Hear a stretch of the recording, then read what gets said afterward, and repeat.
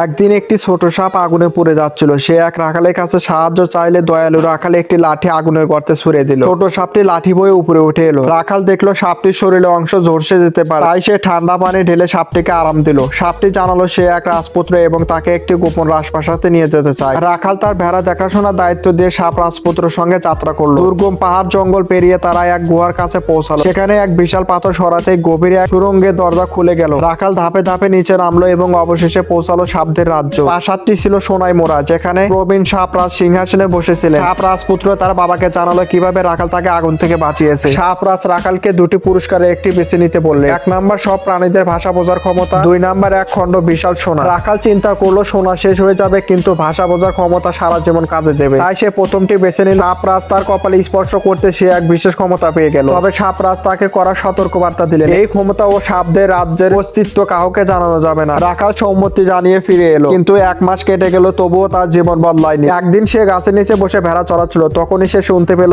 গাছের ডালে বসে থাকা 2 পাখি বলছে, এই গাছের নিচে সোনা পোতা আছে, অথচ কেউ জানে না। রাখাল তা শুনে ভাবলো তার ধনী হওয়ার সুযোগ এসেছে। দ্রুত ভেড়াগুলো ঘিরিয়ে মালিকের বাড়ি পৌঁছে রাতের অন্ধকারে সে কুটা নিয়ে গাছ কাটতে শুরু করলো। কিছুক্ষণ পর মাটি খোঁড়ার পর 80 কেজি সোনা পেল। সোনা দিয়ে বাড়ি ফিরে সন্তান সহ ভালোভাবে জীবন কাটাতে লাগলো। চমক জীবন থেকে সে মুক্তি পেল।